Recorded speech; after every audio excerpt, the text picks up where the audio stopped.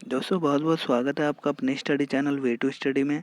आज की इस वीडियो में हम पढ़ने वाले हैं लेखन कला और शहरी जीवन, जो कि 11th क्लास के इतिहास का सेकंड चैप्टर है। फर्स्ट चैप्टर सिलेबस में नहीं आ रहा है, ठीक है। तो आज हम इस चैप्टर को अच्छे से पढ़ेंगे, समझेंगे, ठीक है। वीडियो को स्टार्ट करने से पहले आपसे एक छोटी सी रिक्वेस्ट है कि आपको वीडियो को शुरू से एंड तक देखना है, जब भी आपके अच्छे से समझ में आ पाएगा। और अगर आप चैनल पर नए हो तो चैनल को सब्सक्राइब कर लीजिए और पास में लगे बेल आइकन को दबा लीजिए। तो चलिए वीडियो को शुरू करते हैं। देखिए, शहरी जीवन की शुरुआत मेसोपोटामिया में हुई थी। जो हमारा शहरी जीवन था ना, वो कहाँ से स्टार्ट हुआ था? मेसोपोटामिया से स्टार्ट हुआ था, ठीक है। मेसोपोटामिया जो शहर है वो फरात और दजला नदियों के बीच में स्थित था। कहाँ पर बना हुआ था? मतलब कहाँ पर बसा हुआ था? फरात और दजला नदी के बीच में, ठीक है। और आजकल यह प्रदेश इराक गणराज्य का हिस्सा है। आजकल मतलब आज ये प्रदेश जो है, जो मेसोपोटामिया है, वो इराक के अंडर में आता है, ठीक है। अब आगे चलते हैं। जो मेसोपोटामिया था, जो मेसोपोटामिया शहर है, उसके प्रमुख होने के इतने मुख्य कारण क्या थे? मतलब वो इतना ज़्यादा फेमस क्यों था? क्यों वो प्रमुख था? अपनी संपन्नता की वजह से, क्योंकि उसके पास धन दौलत अच्छी संपन्न था, उसके पास हर चीज़ थी, ठीक है। आर्थिक रूप से संपन्न था, पैसे वैसे जिस भी टाइप से आप देखना चाहते हो। और सेकंड आ जाता है शहरी जीवन। शहरी जीवन मतलब वहाँ का लोग शहरी जीवन जीना पसंद करते थे, ठीक है। और वहाँ पे शहरी जीवन भी था भी, ठीक। विशाल एवं समृद्ध साहित्य, वहाँ का एक इतिहास साहित्य बहुत बड़ा है, ठीक है। बुक्स पाई गई हैं, ठीक है। वहाँ का बहुत बड़ा इतिहास रहा है मेसोपोटामिया का, ठीक है। गणित और खगोल विद्या के लिए प्रसिद्ध, वहाँ पे मैथमेटिक के लिए भी प्रसिद्ध था वो, ठीक है, मेसोपोटामिया। और खगोल विद्या के लिए प्रसिद्ध था। आगे चलते हैं। आई होप आपको यहाँ तक समझ में आ गया होगा। आगे चलते हैं। मेसोपोटामिया में पुरातत्वीय खोजों की शुरुआत, जो मेसोपोटामिया था वहाँ पर खोज कब चालू हुई? मतलब कि जो इतिहासकार थे, जो पुरातत्वीय थे, मतलब कि जो खोजकर्ता थे, उन्होंने कब खोज चालू करी? पुरातत्वीय पुरातत्वीय कहते हैं मतलब पुरानी चीज़ों की खोज कब चालू हुई, ठीक है। तो मेसोपोटामिया में पुरातत्वीय खोजों की शुरुआत 1840 के दशक में हुई। कब हुई? 1840 के दशक में। वहाँ एक या दो स्थलों पर उत्खनन कार्य कई दशकों तक चलता रहा। कई दशकों तक वहाँ पर काम चलता रहा। एक या दो स्थल ऐसे थे, वहाँ पर बहुत टाइम तक खुदाई का काम चलता रहा, ठीक है। वो दो स्थल कौन से थे? आगे हम इसके बारे में भी पढ़ेंगे, ठीक है। जैसे उरुक और मारी, दो स्थल कौन से थे जहाँ पर खुदाई का काम चलता रहा? उरुक और मारी, जी। भारत में किसी भी स्थल पर इतने लंबे अरसे तक खुदाई की परियोजना नहीं चली। मतलब इतने लंबे टाइम तक कहीं पर भी आज तक खुदाई नहीं हुई जितना कि मेसोपोटामिया के दो शहर उरुक और मारी में चली, ठीक है। आई होप आपको यहाँ तक अच्छे से समझ में आया होगा। एक दशक का मतलब होता है कि 10 साल, ठीक है। तो कई दशकों तक चलती रही, मतलब कि 40-50 साल चलती रही खुदाई, ठीक है। अब हम आगे बढ़ते हैं। अब मेसोपोटामिया और उसका भूगोल, मतलब कि मेसोपोटामिया की क्षेत्रीय कैसा था, मतलब क्षेत्र कैसा था मेसोपोटामिया का, और वहाँ का रहन सहन कैसा था, उसके बारे में हम पढ़ने वाले हैं। देखिए, इसके पूर्वोत्तर भाग में हरे भरे ऊंचे नीचे मैदान हैं, साथ ही यहाँ स्वच्छ झरने तथा जंगली फूल हैं। यहाँ अच्छी फसल के लिए पर्याप्त वर्षा हो जाती है। मतलब कि यहाँ पर जो वर्षा वर्षा होती है ना, वो अच्छी हो जाती है। अच्छी का मतलब यह है कि जो वहाँ पे फसल होती है, जब वर्षा अच्छी होगी तो वहाँ की फसल भी अच्छी होगी। ठीक है। यहाँ 7,000 से 6,000 ईसा पूर्व के बीच खेती शुरू हो गई थी। कब शुरू हो गई थी? 6,000 ईसा पूर्व के बीच खेती शुरू हो गई थी। इसका मतलब ये हुआ कि ईसा पूर्व, आप समझ रहे हो, ईसा मसीह के 6,000 साल पहले यहाँ पर खेती शुरू हो गई थी। ठीक है। 6,000 या 7,000 साल पहले खेती शुरू हो गई थी ईसा मसीह के जन्म के पहले। ठीक। आगे देखते हैं। उत्तर में ऊंची भूमि है जहाँ घास के मैदान है। ठीक है। उत्तर साइड में, मेसोपोटामिया में उत्तर साइड में भूमि है। ठीक है। ऊंची भूमि है जहाँ घास के मैदान है। यहाँ पशुपालन खेती की तुलना में आजीविका का अधिक अच्छा साधन है। यहाँ पे खेती की तुलना में पशुपालन, मतलब कि पशुओं के लिए ये स्थान ज़्यादा अच्छा है, क्योंकि यहाँ पर घास के मैदान बहुत ज़्यादा हैं, जिससे कि पशुओं को पालने के बाद उन्हें चराने के लिए एक स्थान उपलब्ध हो जाता है। ठीक है। इसलिए यहाँ पे खेती से अच्छा पशुपालन के लिए था। दक्षिणी भाग एक रेगिस्तान है। देखिए, उत्तर में तो ऊंची भूमि है और घास के मैदान है, और जो यहाँ पे पशुपालन ज़्यादा अच्छा था। ठीक है। और दक्षिणी भाग में क्या है कि यहाँ पर क्या है, एक रेगिस्तान है, और यही यही वह स्थान है जहाँ सबसे पहले नगरों और लेखन प्रणाली का प्रादुर्भाव हुआ। देखिए, रेगिस्तान दक्षिणी भाग में ही नगर, जो सिटी थी, जो शहरी जीवन था, वो स्टार्ट हुआ। ठीक है। और लेखन प्रणाली, लिखने की परंपरा इसी जगह से शुरू हुई। कहाँ से? दक्षिणी भाग से। ठीक है जी। फरात नदी रेगिस्तान में प्रवेश करने के बाद कई धाराओं में बंटकर बहने लगती है।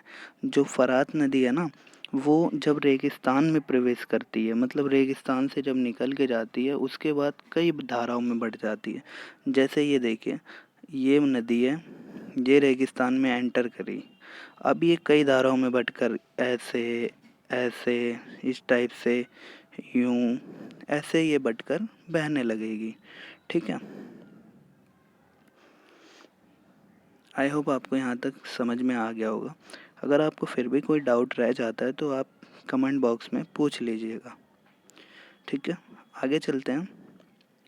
अब देखिए, शहरीकरण का मतलब, आपने देखा होगा कि लोग शहर को ज़्यादा महत्व देते हैं। ऐसा क्यों है?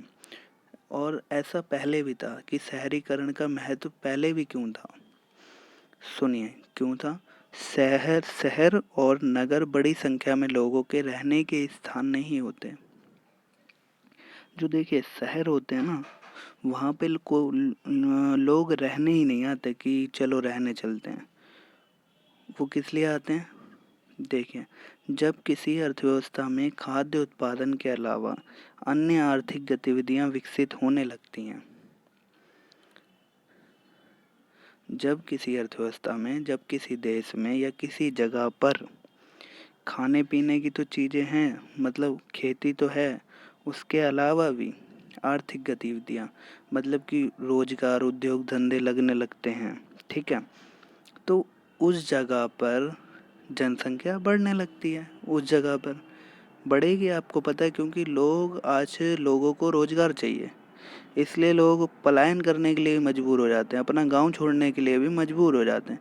इसलिए वो लोग कहाँ पर आते हैं? शहर की तरफ आते हैं। ठीक है। अपने घर वालों को छोड़कर। तो इसलिए शहरीकरण का महत्व पहले भी था और आज भी है। ठीक है। अगर यदि रोजगार गांव में लगने लगे तो कौन अपना घर छोड़कर आना चाहेगा? आप खुद सोचिए इस बात को।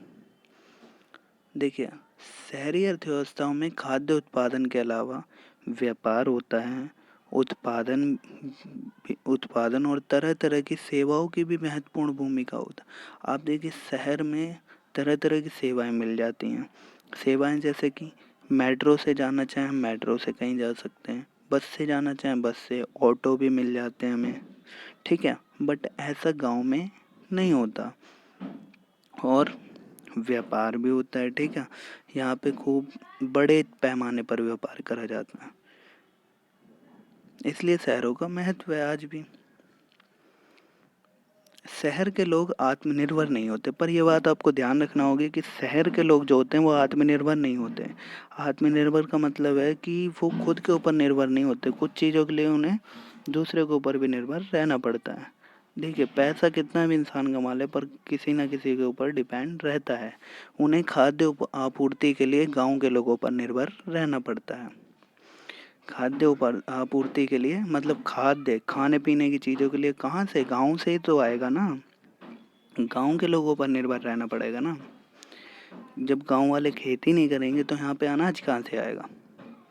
हम पैसा थोड़ी ना खाएंगे, पैसा नहीं खा सकते हम। हमें गांव के लोगों पर निर्भर रहना पड़ेगा, ठीक है। आगे देखिए। देखिए आप ये फोटो देख रहे हैं, ये इस फोटो का नाम है वारका सीड्स। क्या नाम है बच्चों? वारका सीड्स जी। अब इस फोटो के बारे में हम पढ़ने जा रहे हैं। ये फोटो किसका है और ये क्या है, ये मूर्ति किसकी है? ये सर देखिए, ये 3000 ईसा पूर्व का है। ये कितने वर्ष पुराना है? 3000 ईसा पूर्व। 3000 ईसा पूर्व आप समझ रहे हो? ईसा मसीह के 3000 साल पहले का है। ईसा मसीह का जब जन्म हुआ था उससे 3000 साल पहले का है ये मूर्ति, ठीक है। उरुक नगर में स्त्री का यह सिर है। एक मेसोपोटामिया में जो उरुक नगर है ना, उस उस नगर की एक स्त्री का सर है ये, हेड, ठीक है। और ये एक सफ़ेद संगमरमर को तराश कर बनाया गया है। संगमरमर जानते हो, पर एक पत्थर का नाम है, वाइट वाइट सा होता है, ठीक है। उसे ही तराश कर बनाया गया है। आई होप आपको वार का शेर समझ में आ गया होगा। अब देखिए कि उस टाइम पर शहरों में माल की आवाजाही, मतलब माल का क्या, चीज़ें कैसे इधर से उधर जाती थीं। ये देखिए, मेसोपोटामिया के खाद्य संसाधन चाहे कितने भी समृद्ध रहे हों, मतलब मेसोपोटामिया जो है वो खाने पीने की चीज़ों में, मतलब खेती के मामले में बहुत अच्छा माना जाता था कि वहाँ पर फसल अच्छी होती थी। पर यहाँ पर खनिज संसाधनों की कमी थी। खनिज संसाधन मतलब जो ज़मीन से हम प्राप्त करते हैं, जैसे कि सोना, तांबा, कांसा, ठीक है। इन चीज़ों की बहुत ज़्यादा मेसोपोटामिया में कमी थी, तो इन्हें भी दूसरी जगह से इन चीज़ों को मंगवाना पड़ता था। तो देखिए कहाँ से मंगवाना पड़ता था। देखिए दक्षिण के अधिकांश भागों में औजार, मोहरों और आभूषण बनाने के लिए पत्थर की कमी थी। पत्थर भी यहाँ पर अच्छे नहीं मिल पाते थे, जिससे कि ये कुछ भी बनाना चाहते थे वो नहीं बना पाते थे। इन्हें कुछ भी चीज़ का निर्माण करने के लिए दूसरे देशों के ऊपर निर्भर रहना पड़ता था, ठीक है। जैसे मेसोपोटामिया के लोग संभवतः लकड़ी, तांबा, रांगा, चांदी, सोना और पत्थर तुर्की और ईरान अथवा खाड़ी पार देशों से मंगवाते थे। कहाँ से मंगवाते थे? तुर्की और ईरान अथवा खाड़ी पार देशों से मंगवाते थे, ठीक है। अब आगे देखेंगे।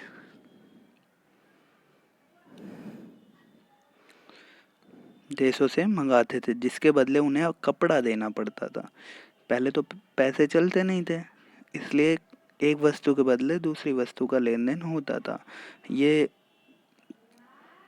तांबा का सा मंगवाते थे और इन्हें उसके बदले में क्या देना पड़ता था? कपड़ा देना पड़ता था, ठीक है। और देखिए लेखन कला का विकास, ये जो आप चिन्ह देख रहे हैं ना, इस टाइप से पहले अक्षर हुआ करते थे। अक्षर समझ रहे हो ना, जैसे कि आज ABCD होते हैं ना, इस टाइप के पहले ये हुआ करते थे। हमारे तो समझ में भी नहीं आ सकते ये, ठीक है। तो देखिए, लेखन कला का विकास। मेसोपोटामिया में जो पहली पट्टिकाएं पाई गई हैं वह लगभग 3200 ईसा पूर्व की हैं। मेसोपोटामिया में जो पट्टिकाएं पाई गई हैं वो कब की हैं?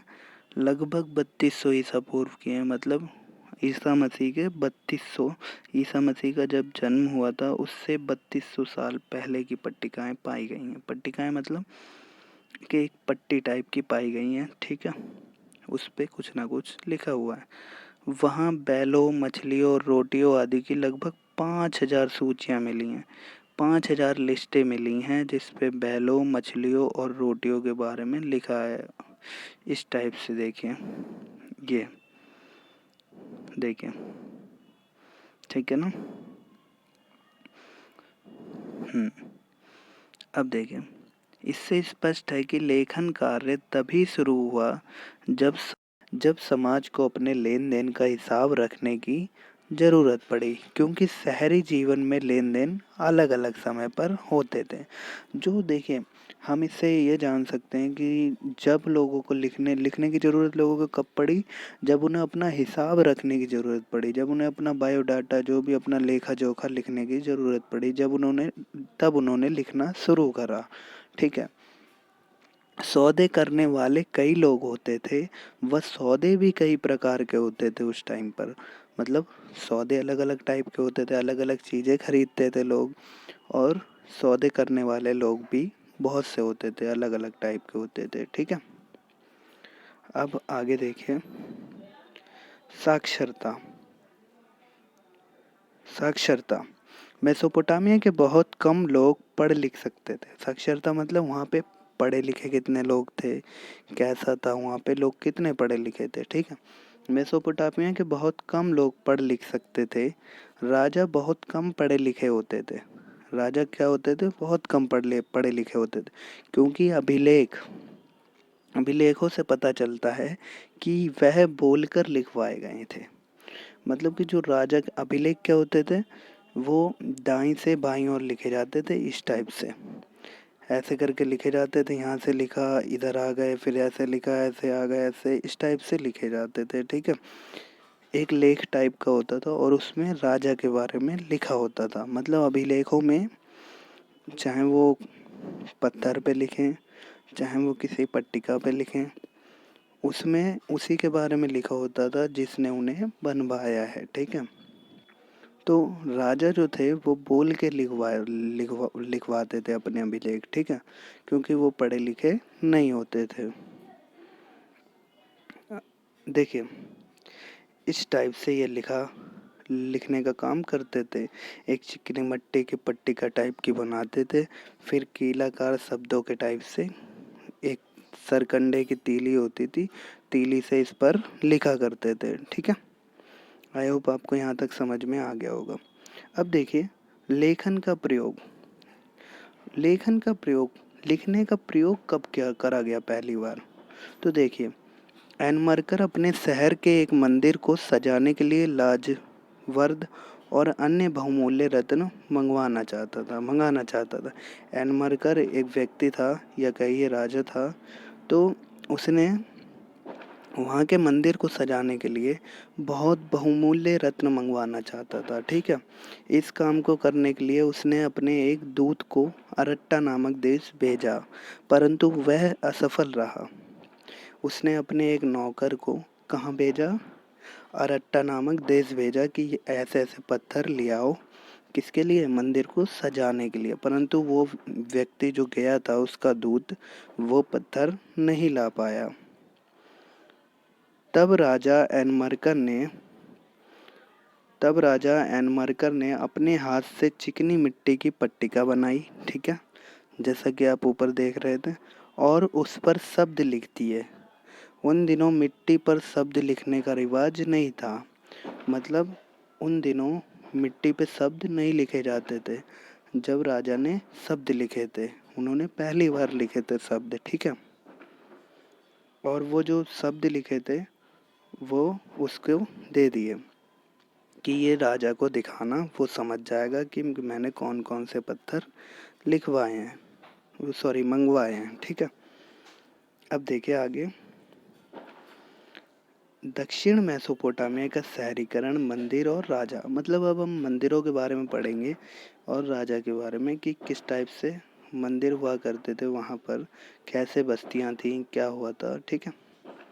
5000 ईसा पूर्व से दक्षिणी मेसोपोटामिया में बस्तियों का विकास होने लगा। कब से बस्तियां वहाँ पे बसने लगी? 5000 ईसा पूर्व। ठीक है। शहर दो तरह के होते थे। शहर दो तरह से बसे। पहले वो जो मंदिर के चारों ओर विकसित हुए, मतलब कि ऐसे शहर जो मंदिर के साइड साइड विकसित हुए, जिसके बीच में मंदिर मंदिर थे और चारों साइड घर बने हैं। ठीक है। एक तो इस टाइप के शहर बने और दूसरे व्यापार केंद्रों के रूप में विकसित हुए, मतलब कि वहाँ पे व्यापार होता था, बिजनेस के रूप में विकसित हुए। होता है ना, जैसे अगर आप दिल्ली में रहते हो तो यहाँ पर भी होता है। शहर जैसे कि एक नॉर्मल होता है, जैसे इंडस्ट्रियल एरिया अलग होते हैं। ठीक है। तो ये इंडस्ट्रियल एरिया टाइप के थे। यहाँ तक आपको समझ में आ गया होगा। आगे चलते हैं। जो सबसे पहला ज्ञात मंदिर एक छोटा सा देवालय था। ठीक है। सबसे छोटा ज्ञात मंदिर एक छोटा सा देवालय था जो कच्ची ईंटों का बना हुआ था। कैसे बना हुआ था? कच्ची ईंटों का। ठीक है। मंदिर विभिन्न प्रकार के देवी देवताओं के निवास स्थान थे।